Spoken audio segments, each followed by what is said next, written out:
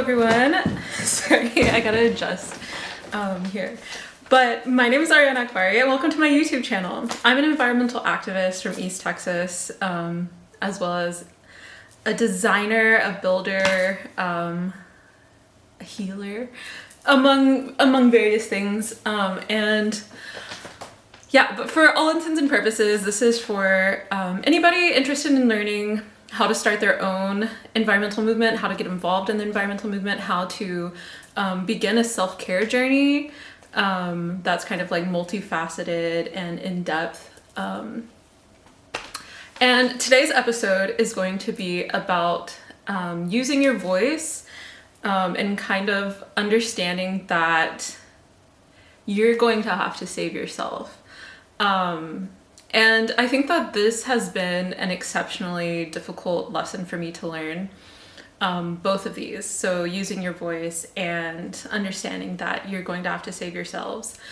And they go hand in hand. So in terms of learning you're going to have to save yourselves, how it played in my life, particularly in the environmental movement, is that I was educated about the environment at Harvard, at a high-ranking university, right? And at the same time, like also through my K through 12 education, I had incredible teachers in Texas and learned so much about the sciences and how they impact living systems.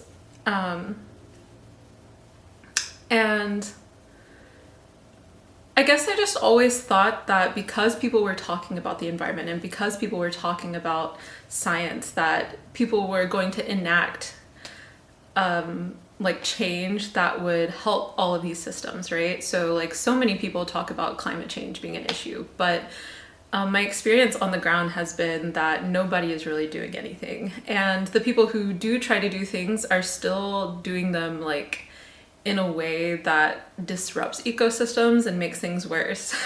For example, like putting solar farms in, but like to put in a solar farm, you like raise an entire forest. Like it doesn't make sense, right? And that's like people who are trying to do things. Most people are not. So like I had to learn that, you know, these people who I had in my life or thought I had in my life, who I respected, who I depended on to some extent, and who I thought, you know, were more powerful or stronger than me and would help me, right? In terms of my own community. They just like, you know, I understand everybody's fighting their own battles, but they were not able to do anything, right? Like the effectiveness of alternative leaders was nil, was zero.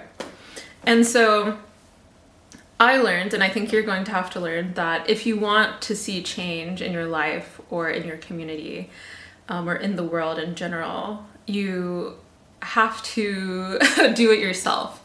And part of doing it yourself is being able to voice, you know, what it is that you see is wrong and what it is that you want to change and how it is that you want to change it. And whenever you start to voice your opinion, you're going to find that there are a lot of very loud and angry voices out there who maybe intentionally or unintentionally want you to shut up, right? Want you to silence your voice. And I think a lot of this comes from a lot of people having unresolved psychological issues or trauma or something. Also, I think, you know, maternal and paternal issues. Like if someone didn't get enough attention as a child, maybe they're still acting out that role as an adult. And as a woman who is on the feminine side, like I like makeup, I like jewelry, I like dressing up, I like pink, like flowers. I find that I think I get a lot of misplaced misogyny rooted in maternal anger thrown at me, or something like that. So I've had a really difficult time learning to use my voice and like learning to believe in the words that I say as being valid, as being important.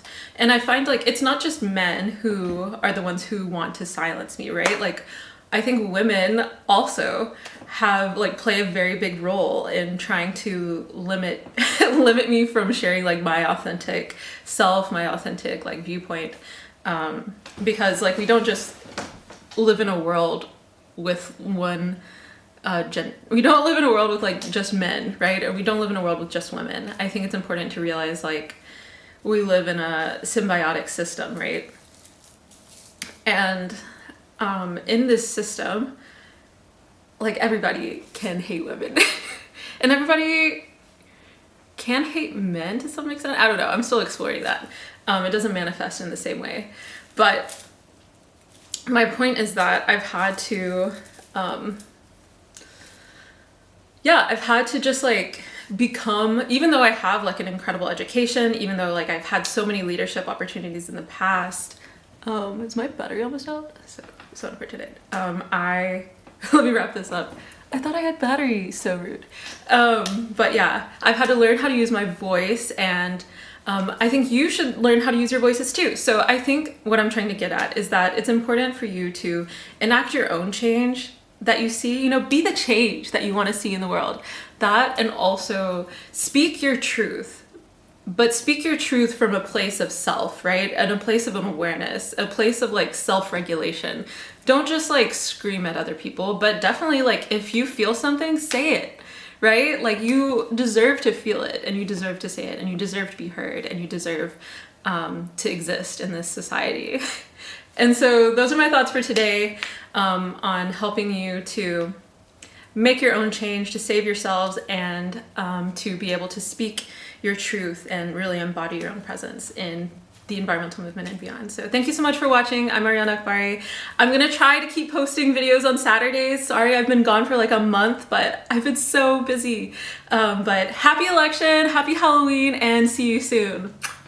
Bye.